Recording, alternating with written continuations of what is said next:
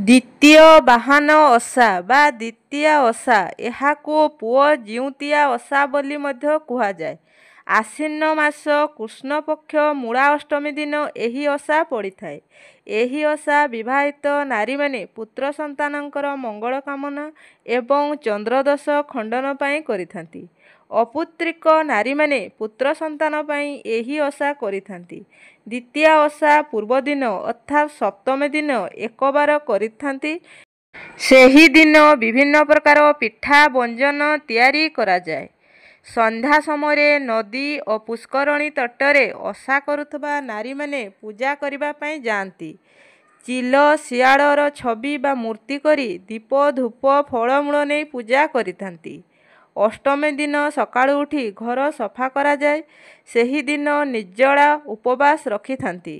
ସନ୍ଧ୍ୟାରେ ଘର ଦୁଆରେ କଦଳୀ ତୁଳସୀ ଓ ଅପୁତ୍ରିକ ନାରୀମାନେ ଜୁଇଡାଳ ପୋତିଥାନ୍ତି। ସେଠି ଚିତା ଝୋଟି ପକାନ୍ତି। ତାପରେ ଚିଲ ଶିଆଳର ଚିତ୍ର ବା ମୂର୍ତ୍ତି ଅଙ୍କାଯାଏ। ପ୍ରତ୍ୟେକ ନାରୀମାନେ ଏହି ବ୍ରତ କରିଥାନ୍ତି। ପ୍ରତ୍ୟେକ ବ୍ରତଧାରୀମାନେ ବିଭିନ୍ନ ଫଳ ପନିପରିବାକୁ ଭୋଗ ଲଗାଇବା ପାଇଁ ଆଣିଥାନ୍ତି। ଗୋଟା ଗୁଆ ଆଣି ସ୍ଥାପନ କରାଯାଏ। ଏହି ଓଷାକୁ ବ୍ରାହ୍ମଣ ଡାକି ମଧ୍ୟ କରିପାରିବେ। ଦ୍ୱିତୀୟ ବାହାନ ବହି ପାଠ କରି ସାରିବା ପରେ ଦ୍ୱିତୀୟା ବାହାନକୁ ଆଳତି ବା ବନ୍ଦାପନା କରାଯାଏ। ପୁତ୍ରମାନଙ୍କର ମଙ୍ଗଳ ସ୍ମରଣ କରି ଏହି ପୂଜା କରାଯାଏ ଏବଂ ଅପୁତ୍ରିକ ନାରୀମାନେ ପୁତ୍ର ପାଇବା ପାଇଁ ଏହି ବ୍ରତ କରିଥାନ୍ତି। ତା ପରଦିନ ପୂଜାରେ ଲାଗି ହୋଇଥିବା ପନିପରିବା ନେଇ ଘାଣ୍ଟ ତରକାରୀ ବା ଡାଲମା ପ୍ରସ୍ତୁତ କରାଯାଏ।